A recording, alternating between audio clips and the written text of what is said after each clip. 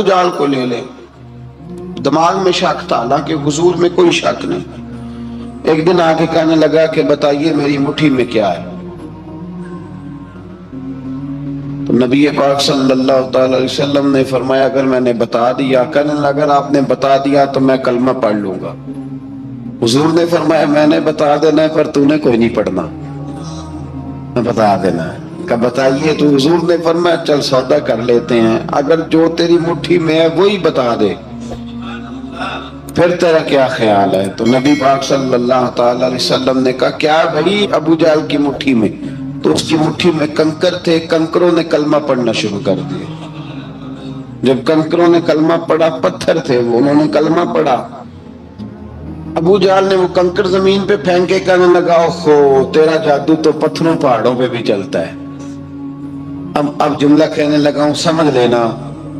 ابو جہل گوشت کا آدمی تھا، کنکر پتھر تھے، پتھر کلمہ پڑھ گئے. گوشت پوشت کا آدمی تھا پر کلمہ، کیونکہ یہاں کیا تھا؟ شک. اس نے آگے نہیں بڑھنے دی.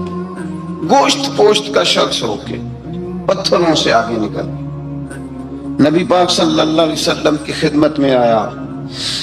بلکہ وہ جو یہودی والی روایت ہے اس کے پس منظر میں بھی بعض محدثین نے لکھا ہے، اس کو بھی اسی نے بھیجا. کہنے لگا جاؤ نبی پاک سے جا کے کہو اگر وہ درخت آپ کا کلمہ پڑھے تو میں بھی پڑھ لوں گا.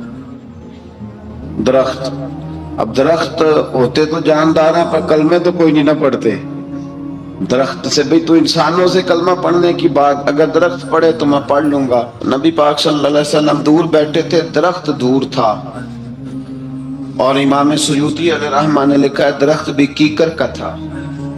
نبی پاک صلی اللہ علیہ وسلم نے فرمایا اس یہودی سے کہ تو جا کے درخت کو کہہ کہ تجھے نبی پاک بلاتے ہیں. فرمایا میں گیا تو پھر تم نے کہنا جادو کر کے بلایا ہے. احتیاط بھی کی، ہر چیز آنکھوں کے سامنے رکھی. تو جا کے کہہ کہ تجھے بلاتے ہیں. وہ بندہ گیا، جا کے کہنے لگا، اور امام سیوطی نے اس کو لکھا ہے، کہنے لگے اس نے نبی پاک کا نام بھی نہیں لیا، کیونکہ ابو جہل اینڈ کمپنی کو پتا تھا کہ مصطفیٰ کے نام میں بھی بڑی برکت. خالی نام بھی نہیں لیا. کہنے لگا درخت وہ جو سامنے بیٹھے ہیں نا وہ تجھے بلا رہے. نام نہیں لیا حضور کا. وہ جو سامنے بیٹھے ہیں نا جاءت لدعوتہ الاشجار ساجدۃ. امام بوصیری کہتے ہیں درخت آیا اور سجدہ کرتا ہوا، زمین چیرتا ہوا آیا. کس طرح آیا؟ پہلے آگے جھکا، پھر پیچھے جھکا، دائیں جھکا، بائیں جھکا. یہاں بھی لکھنے والوں نے لکھا ہے کہ وہ نہ درخت اپنی جڑیں اکھیڑ رہا تھا. جب چلنا تھا نا اس نے حضور کی طرف آنا تھا تو آگے دائیں بائیں ہوا، جڑیں اکھیڑ رہا تھا. لیکن ہمارے استاد جب ہمیں یہ روایت پڑھایا کرتے تھے تو کہتے تھے جڑیں نہیں اکھیڑ رہا تھا. جب اس نے سنا مجھے نبی پاک نے بلایا تو اسے وجد ہو گیا تھا، وہ جھومنے لگ گیا تھا، جھوم رہا تھا. حضور نے مجھے بلا لیا، جاءت لدعوتہ الاشجار ساجدۃ. تو درخت آیا، اس نے آ کے نبی پاک کو سجدہ کیا. لکڑی کا بنا ہوا درخت ہے. سجدہ کیا. سجدہ کرنے کے بعد درخت اٹھا اور اٹھ کے اس نے نبی پاک کا کلمہ پڑھا. وہ جس کو ابو جہل نے بھیجا تھا نا یہودی، وہ درخت کی حالت دیکھ کے کلمہ پڑھ گیا. وہ کلمہ پڑھ گیا، لیکن یہی بے ایمان کہنے لگا ہوئے ہوئے ان کا تو درختوں پہ بھی جادو چلتا ہے. لا ریب فی، شک قرآن پاک میں، لیکن اگر بندے کے دماغ میں ہو اس کا علاج ہے کوئی؟ ادھر ہی شک بیٹھ جائے. میں شادی مثال دیتا ہوں کہ سامنے دیوار صاف ہو لیکن گرد اگر آئینے پہ پڑی ہو. دیوار صاف کرنی چاہیے کہ اینک کا شیشہ صاف کرنا چاہیے؟ ساری زندگی لوگ دیوار صاف کرتے گزار دیتے، ساری زندگی تراش خراش کرتے گزار، اپنی مرضی کی پینٹنگ کرتے گزار دیتے ہیں، پر اپنی آنکھ کی پتلی صاف نہیں کرتے. آنکھ کی پتلی صاف نہیں کرتے. کسی نے حضرت رومی سے کہا تھا حضور دنیا میں کوئی اچھا ملتا نہیں. فرمانے لگے تھوڑا رونا شروع کر تاکہ تیری پتلیاں وضو کر لیں، وضو کر لیں. وہ انہیں پتہ چل جائے کہ کتنے صاف ستھرے لوگ دنیا میں پائے جاتے ہیں. ابو جہل پھر آ گیا، کہنے لگا اگر آپ چاند کے 2 ٹکڑے کر دیں تو میں کلمہ پڑھنے کو تیار. اچھا یہاں بھی بڑی مزے کی بات ہے. اللہ نے پہلے کہہ دیا نبی پاک کو کہ ان الذین کفروا سواء علیہم اانذرتہم ام لم تنذرہم لا یؤمنون. محبوب یہ جن کی قسمت میں کفر ہے نا، آپ انہیں ڈرائیں چاہے نہ ڈرائیں، یہ ایمان نہیں لائیں گے. کنکروں نے بھی کلمہ پڑھ لیا، درختوں نے بھی پڑھ لیا، سارا کچھ ہو گیا، اور اللہ نے بھی کہہ دیا کہ محبوب اس بے ایمان نے کلمہ نہیں پڑھنا. پر حضور نے فرمایا یہ پڑھے نہ پڑھے ہم نے میدان نہیں چھوڑنا. جتنی دفعہ آئے گا نا ہم اسے ضرور معجزہ دکھائیں، جتنی دفعہ آئے گا ہم کیوں میدان چھوڑیں. آگے کہنے لگا جی اگر چاند کے 2 ٹکڑے کر دیں تو اقتربت الساعۃ وانشق القمر. تو نبی پاک صلی اللہ علیہ وسلم نے انگلی کا اشارہ کیا، چاند 2 حصوں میں بٹا. کوہ صفا ایک پہاڑی تھی مکے میں، آدھا ٹکڑا پہاڑی کی اس جانب ہوا، آدھا اس جانب. یعنی وضاحت کی اللہ کریم نے کہ ایسے نہ ہو کہ یہ کہہ دی وہ تو ایسے بالکل شک ہوا تو مل گیا، پتہ نہیں میری آنکھوں پہ جادو ہو گیا، ملا ہے کہ نہیں ملا. جب ٹوٹا تو حدیث پاک میں آتا ہے کہ آدھا چاند کوہ صفا کی ادھر گیا اور آدھا تو پہاڑی تھی، چاند نیچے آیا، پہاڑی کے گرد گھوما، آگے جا کے ملا. یعنی وقفہ دیا گیا باقاعدہ دیکھنے کا، سمجھنے. پوری دنیا میں جتنے لوگ اس وقت چاند دیکھ رہے تھے، ہندوستان تک روایتوں میں ملتا ہے کہ لوگوں نے گواہی دی کہ ہم نے چاند ٹوٹتے دیکھا ہے. زمانہ مان گیا، لوگوں کی چیخیں نکل گئیں، لوگ قدموں میں گر گئے. پر وہ جس کے دماغ میں شک تھا نا وہ نہیں مانا. شجر و حجر پہچان گئے پر انسان کی نظروں میں شک ہی رہا. دنیا میں سب سے مجبور، کمزور، بزدل، کم فہم بندہ وہ ہے جس کے دماغ میں شک ہے. سب سے کم فہم آدمی، اس کی فراست روحانیہ زیرو ہے، وہ ایک ناکام شخص ہے. اس کو کسی پہ بھی شک پڑ جائے، کسی پہ بھی. ہم نے دیکھا ہے جو عورت اپنے مرد پہ شک کرنے لگ جاتی ہے اس گھر کا کوئی علاج ہی نہیں ہوتا. جو شکوہ کرتی ہے روٹی کا، پیسوں کا، وہ کسی دور میں مسئلہ اس کا حل ہو جاتا ہے. جو نافرمان ہوتی ہے اس کا بھی مسئلہ کسی نہ کسی زمانے میں حل ہو ہی جاتا ہے. یہ جس کو شک پڑ جاتا ہے نا، شک، اس کا مسئلہ قیامت کی صبح تک حل نہیں ہوتا. اگر مرد کو شک پڑ جائے اس کا مسئلہ بھی کبھی زندگی میں دوبارہ حل.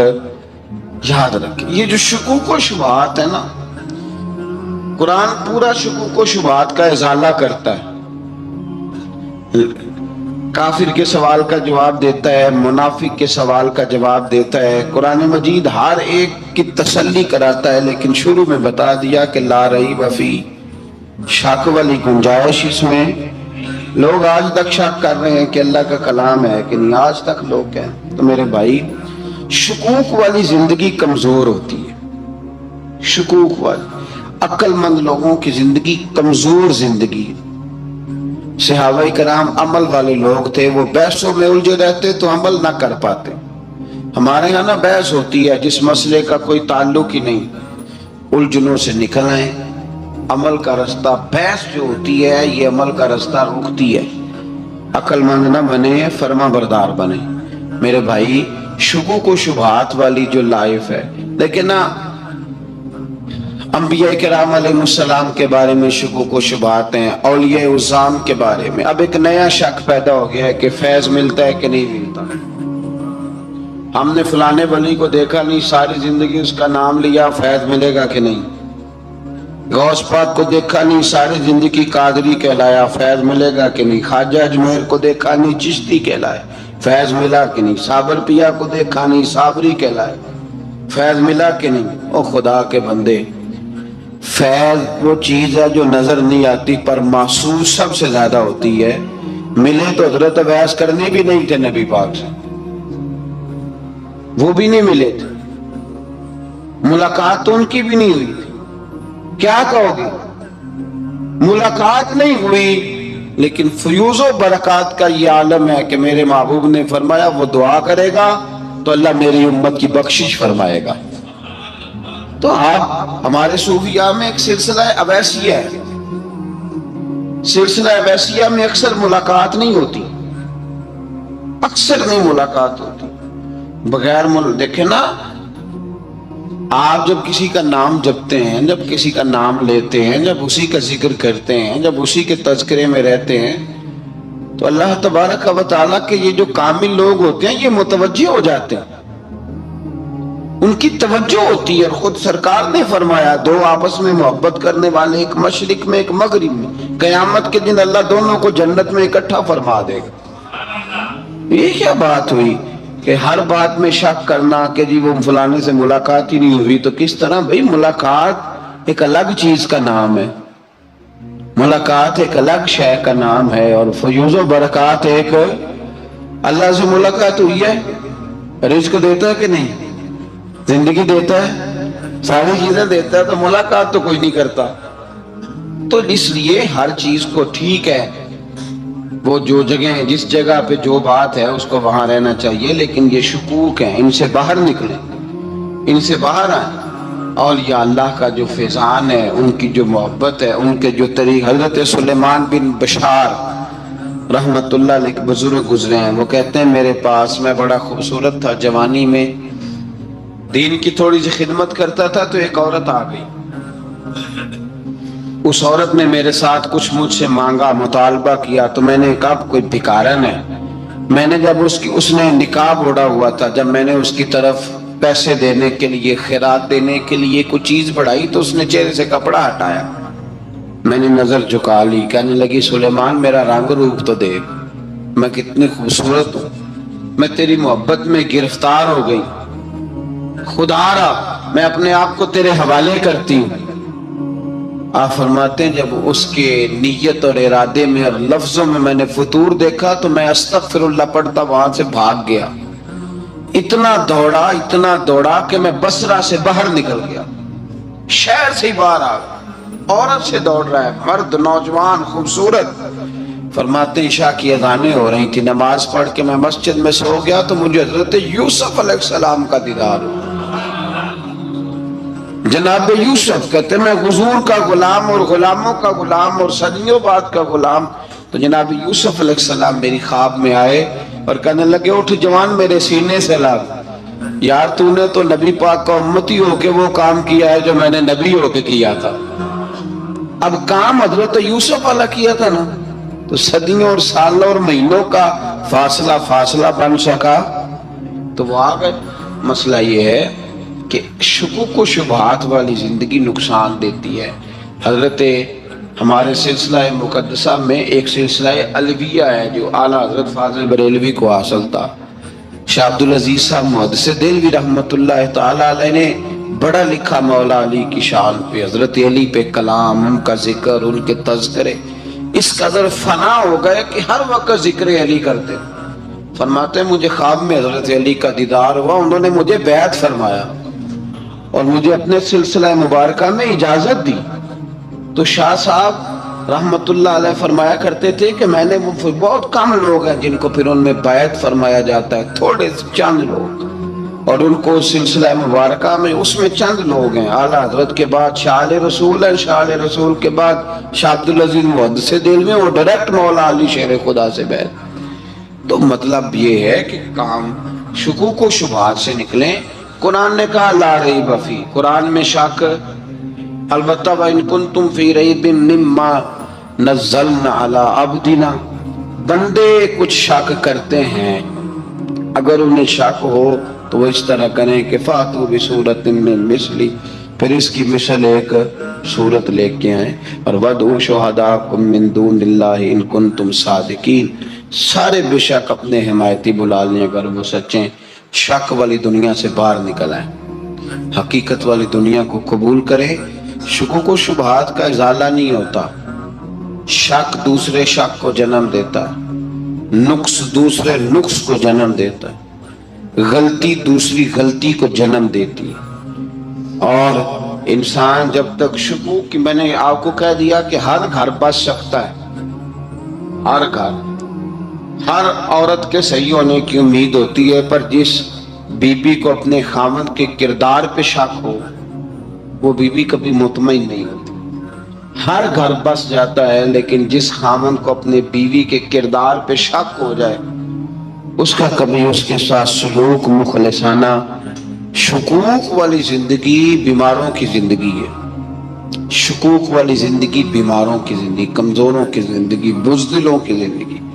اس لیے حقیقت والی چیز جب تک آپ کے پاس کوئی چیز کلیئر ہو کے نہیں آتی، شریعت اسلامیہ نے بہتان کی سزا رکھی ہے 80 کوڑے۔ پتہ ہے آپ کو، جس نے ایسے ہی بہتان لگا دیا، دلیل ہی کوئی نہیں، ایسے ہی کہہ دیا کہ جی وہ مجھے شک ہے جی انہوں نے ایسے کیا، فرمایا اسے کوڑے مارو۔ شک کی بنیاد پر بہتان ترازی کرتا ہے، کوڑے کی سزا رکھی، 80 کوڑے مارو اس ظالم۔ یہ شک کر رہا ہے اس کو، جب اس کے پاس دلیل ہی کوئی نہیں۔ یہاں بڑے بندے ہیں بات کر دیتے ہیں، کہتے ہیں جی وہ ایسا ہوا ہوگا، میں نے ایسا دیکھا تھا، ہوگا، کیا تھا، ممکن ہے۔ تو یہ شکوک ہے۔ اس شکوک، یہ سامنے والے کا کچھ بھی نہیں بگڑتا، اس بیچارے کا کیا بگڑنا ہے۔ یاد رکھیں، بڑی خوبصورت بات یہاں حضرت عبداللہ ابن مسعود کی، آپ فرمایا کرتے تھے جب کسی بندے پر بندے شک کرتے ہیں اور ناجائز شک کرتے ہیں، اللہ اس کی عزتوں میں اضافہ فرما دیتا ہے، اللہ اس کی شان عطا کرتا ہے۔ اپنی زندگی کو بیماریوں سے نکالنے، یہ روحانی بیماری ہے شک، اس سے باہر آنا۔ یہ ظلم ہے، اولیاء پہ بھی شک، صوفیاء پہ بھی شک، علماء پہ بھی شک، ہر بندے پہ شک، کوئی صحیح نہیں، سارے غلط، میں اکیلا صحیح۔ اس شک سے باہر آ جائیں، یہ نفسیاتی مریض بنا دے گا، بے سکون کرے گا، بے قرار کرے گا۔ اللہ تبارک و تعالیٰ نے نا ہمارے محبوب کریم علیہ السلام کو دنیا میں بھیجا تو فرمایا یا ایھا الناس قد جاءکم برہان من ربکم، اے لوگو تمہارے پاس تمہارے رب کی دلیل آ گئی۔ اللہ تبارک و تعالیٰ نے محبوب پاک علیہ السلام کو سراپا دلیل بنا کے بھیجا۔ باقی انبیاء کرام علیہ السلام کے پاس بھی اپنی نبوت کے دلائل کے طور پر بے شمار معجزات تھے، اور حضور کریم علیہ السلام کے تو پورے وجود کو ہی اللہ نے معجزہ بنائے۔ اور نبی پاک صلی اللہ تعالیٰ علیہ وآلہ وسلم کی نبوت کی دلیلیں، حضور کے رسالت کے مستحکم دلائل جگہ جگہ آپ کو ملیں گے۔ سب سے پہلی چیز تو یہ سمجھنے والی ہے کہ نبی پاک علیہ السلام نے جس چیز کو سب سے پہلے اپنی نبوت کی دلیل کے طور پر بیان فرمایا وہ حضور کا کردار ہے، سیرت ہے، عمل ہے، حضور کا لوگوں کے ساتھ رویہ ہے۔ نبی پاک علیہ السلام کی تبلیغ کے 3 دور ہیں۔ ایک تو حضور نے اپنے قول سے تبلیغ فرمائی، وہ 40 سال کی عمر سے محبوب نے اعلان فرمایا اور تبلیغ کی، اور ایک نبی پاک صلی اللہ تعالیٰ علیہ وسلم بالواسطہ حضور کی تبلیغ ہے جو آج تک جاری ہے۔ امت کے علماء، مشائخ، مبلغین حضور کے دین کو آگے پھیلا رہے ہیں، تو دراصل یہ بھی تبلیغ رسول پاک علیہ السلام ہی کی تبلیغ۔ اور ایک حضور کی تبلیغ کا دور ہے، حضور کی پیدائش سے لے کر ولادت مبارکہ سے لے کر حضور علیہ السلام کے اعلان نبوت تک۔ اس دوران نبی پاک نے جو تبلیغ فرمائی ہے وہ اپنے کردار سے فرمائی۔ عرب کا وہ معاشرہ جو بڑا میلا کچیلا گدلا ہو چکا تھا، جس کے اندر سراسر مادہ پرستی کا زور تھا، جس کے اندر لوگ انسانوں کی خرید و فروخت کرتے تھے، جس کے اندر بیٹیوں کو زندہ دفن کر دیتے تھے، جس کے اندر جو آدمی جتنا زیادہ مضبوط ہوتا تھا اتنا زیادہ لٹیرا بن جاتا تھا، اس معاشرے کے اندر رسول کریم علیہ السلام نے 40 سال گزارے، اور اس طرح گزارے کہ جو بیگانے بھی تھے وہ بھی کہا کرتے تھے یہ صادق ہے، یہ امین ہے۔ اور جب حضور نے اعلان نبوت کیا تو فرمایا، یہ قرآن مجید کے لفظ ہے، فرمایا فَقَدْ لَبِثْتُ فِيكُمْ عُمَرًا مِّن قَبْلِهِ أَفَلَا تَعْقِلُونَ، میں تمہارے بیچ عمر کا ایک حصہ گزار چکا ہوں، تمہیں عقل نہیں ہے، شعور نہیں ہے۔ نبی کریم علیہ السلام نے اپنے کردار کو، اپنے عمل کو اپنی نبوت کی دلیل کے طور پر بیان فرمایا۔ وہ تو حضرت حلیمہ بھی فرماتی ہیں نا، جب میں نبی کریم علیہ السلام کو اپنے گھر لے گئی تو میرا اپنا بچہ بھی دودھ پیتا تھا، 2 میرے بیٹے ہو گئے، ایک میری یہ نسبی اولاد اور حضور میری رضائی اولاد۔ तो कहती है जब मैं करीम महबूब अलैहिस्सलाम को अपने सीने से लगाती थी तो हुजूर मेरे एक पिस्तान से दूध पीते थे और दूसरा अपने भाई के लिए छोड़ दिया करते। यहाँ से रसूल करीम अलैहिस्सलाम ने किरदार के जरिए तबलीग और फिर ऐलान नबुव्वत से पहले एक तंजीम अरब के जवानों पर, अरब के सरदारों पर मुश्तमिल बनाई गई, जिसमें नबी करीम अलैहिस्सलाम ने बड़ा हिस्सा लिया सरकार ने, और बड़े अहम लोगों को शऊर हुजूर ने अता फरमाए। वो उस जमात का फैसला था कि हम सारे जवान, सारे बड़े लोग मिलेंगे। ये हुजूर के ऐलान नबुव्वत से पहले की बात है। हम बड़े लोग मिलेंगे, किसी बड़े को किसी छोटे पर जुल्म नहीं करने देंगे, किसी आदमी को किसी गरीब का हक नहीं खाने देंगे। हुजूर अलैहिस्सलाम ने ना अपने किरदार से, अपने अमल से, और आपका जो अमल होता है ना वो असल होता है। एक होता है आप कोई बात करते हैं और एक होता है कि आप कोई अमल करते हैं। आप जब अमल करते हैं तो अमल के जरिए भी लोगों तक बात पहुंचती है कि दरअसल आपका उठना बैठना चलना फिरना क्या है। मेरे रसूल करीम अलैहिस्सलाम का उठना भी एक नबी का, बैठना भी एक नबी का, बात करना भी एक नबी का, मामलाते जिंदगी करना भी एक नबी का, लेन देन करना भी एक नबी का। एक शख्स कहते हैं मैंने ऐलान नबुव्वत से पहले हुजूर अलैहिस्सलाम से कोई चीज खरीदी थी और मैंने अर्ज किया तो आप यहाँ तशरीफ रखे, मैं पैसे लेके आता हूँ। मैं 3 दिन के बाद आया। देखो ये बात करनी कितनी आसान है, बोलनी कितनी आसान है, पर 3 दिन यहाँ मेरे भाई को किसी शख्स को 2 घंटे इंतजार करना पड़ जाए तो लोग कहते हैं अल इंतजार वशद्दु मिनल कत्ल। ये तो कत्ल से ज्यादा तकलीफ वाला मामला है, मुंतजिर रहना किसी का।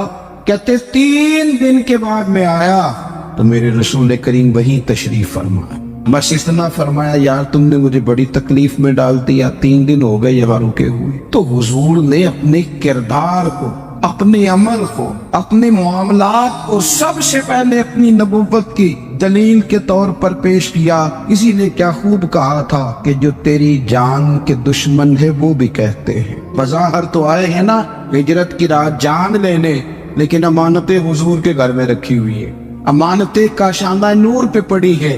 वो जो तेरी जान के दुश्मन है वो भी कहते हैं कि अमीन तू है और सदाकत की आबरू तू है। तो पहले किरदार, फिर दूसरी बात, अल्लाह ताला ने अपने महबूब अलैहिस्सलाम को अपना मुतलक नायब बनाकर, अपना महबूब आजम बनाकर, वैसे ही सारे इंसानों के बारे में कहा वइज़ क़ाल रब्बुका लिल मलाइकति इन्नी जाइलुन फिल अर्दि खलीफा, मैं जमीन में अपना नायब बनाने वाला हूँ। लेकिन हुजूर अलैहिस्सलाम तो महबूब है ना, हुजूर की नियाबत तो महबूबियत के दर्जे पर फायज है। तो रसूल पाक को रब करीम ने इस तरह का बना के भेजा कि हज़रत अब्दुल्लाह इब्न रवाहा रदियल्लाहु ताला अन्हु बयान फरमाते कि अगर हुजूर कोई मौजज़ा न भी दिखाते, नबी करीम अलैहिस्सलाम से कोई एजाज लोग न भी देखते, तो महबूब का तो चेहरा ही इस तरह का था, लोगों ने देखते जाना था और कलमा पढ़ते जाना था। लेकिन बावजूद इसके मेरे रसूल पाक का एजाज ये है, कमाल ये है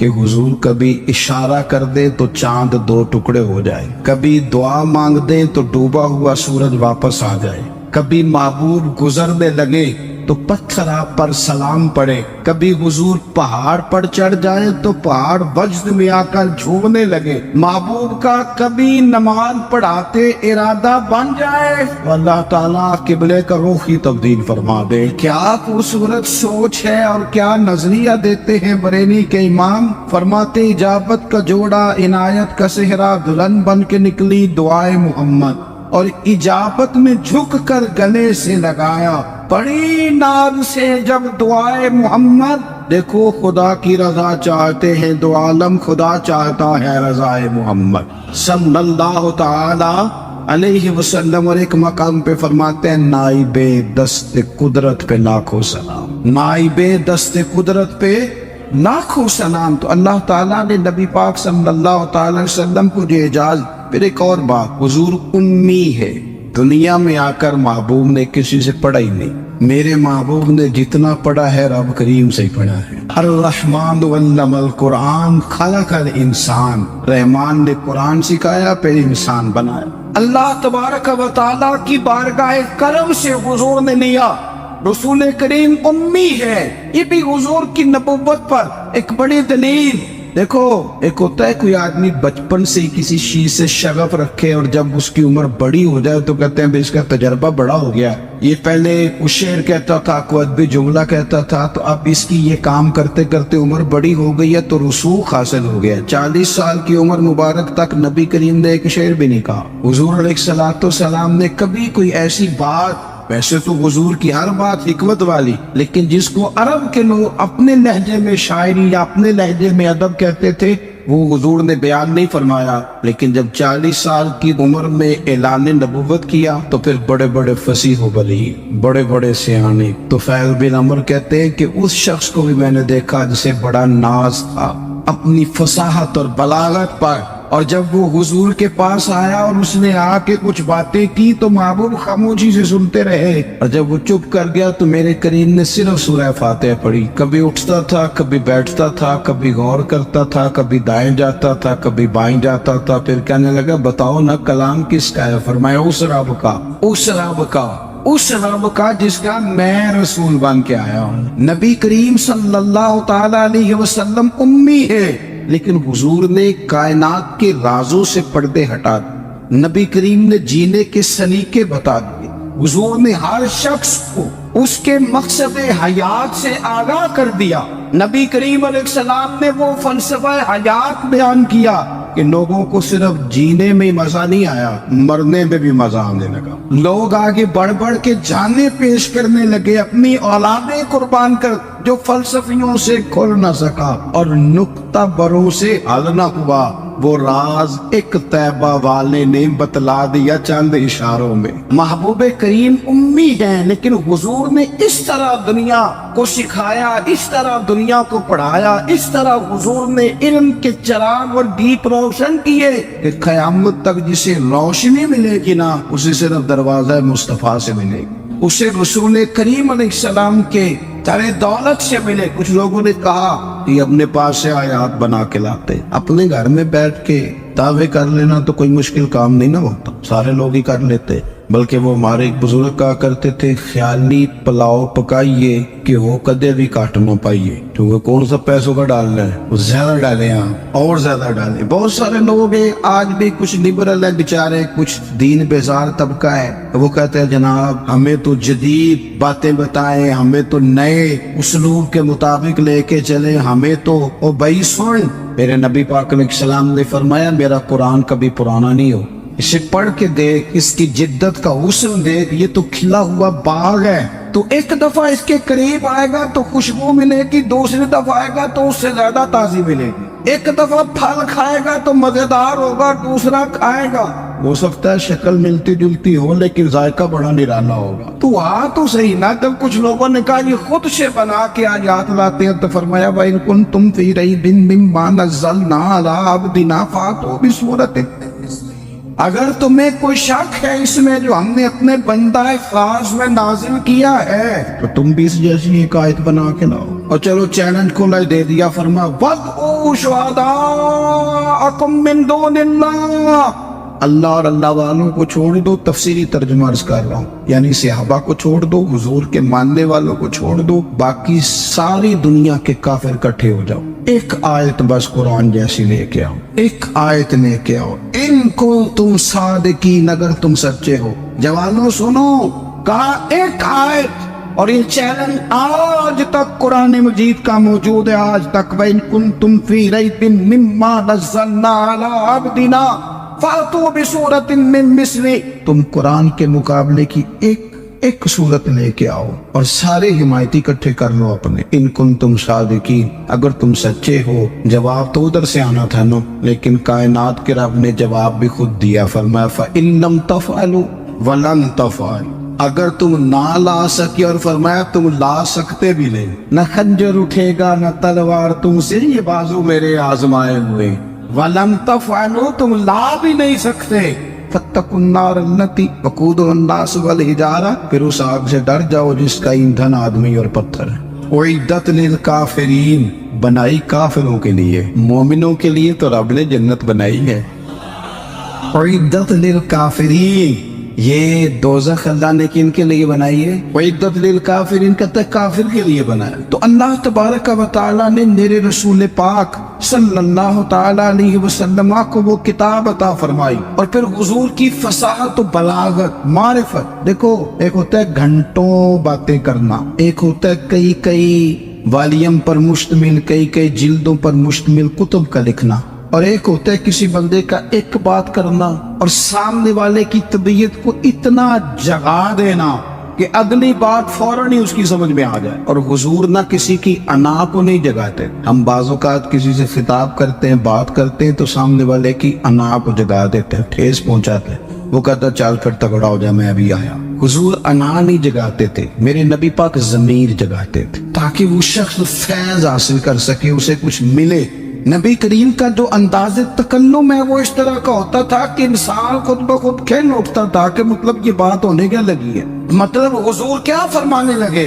نبی کریم صلی اللہ تعالی علیہ وسلم، ایک دن محبوب کریم نے صحابہ کے دیے حضور کی فصاحت و بلاغت دیکھے، فرمایا محبوب نے کتنا نادان ہے وہ شخص جو اپنے ماں باپ کو گالی دے۔ کھلی ہو گئی لوگوں کی آنکھیں، کان کھڑے ہو گئے کہ یا رسول اللہ کون ایسا بدبخت ہے جو ماں باپ کو گالی دے گا۔ اب جب سوالات ذہنی سطح پر پوری طور پر ابھر گئے نا، تو اب رسول کریم نے بات سمجھائی۔ یہ ہے فصاحت و بلاغت، تیرے آگے ہے یوں دبے نچے۔ فصحا عرب کے بڑے بڑے، کوئی جان منہ میں زبان نہیں بلکہ جسم میں جان نہیں۔ یا رسول اللہ کون ایسا نالائق ہے جو ماں باپ کو گالی دے؟ اب جب ذہنی سطح یہاں تک ابھر آئی تو اب حضور نے سمجھایا، اور میں جب تم کسی کے ماں باپ کو گالی دو گے نا تو وہ بھی تو جواب میں تمہارے ماں باپ کو دے گا نا، تو فی نفس ہی یہ تم نے خود ظلم کیا ہے اپنے ماں باپ۔ کیوں تم نے ایسا لہجہ اختیار کیا کہ جس سے سامنے والے کی انا جاگ جائے اور تمہارے مقابلے میں آ کر کے کھڑا ہو جائے؟ کیوں تم نے اس طرح کے انداز اختیار کیے کہ جس سے سامنے والا بھی سارے پنجے کھڑے کر کے باہر نکل آئے اور کہے آ جاؤ پھر میں بھی میدان میں حاضر ہوں؟ رسول کریم کی فصاحت، بلاغت دیکھیں نا، حضور دو چار جملوں میں ساری بات سمجھا جاتے۔ ایک حدیث پاک اگر ہماری سمجھ میں آ جائے، ایک روایت نبی پاک صلی اللہ تعالی علیہ وسلم نے فرمایا، خوبصورت مسلمان وہ ہے جو بے مقصد باتوں کو چھوڑ دے۔ لو، اس سے پوری زندگی سجائی جا سکتی ہے ایک جملے سے، کوئی لمبی چوڑی بات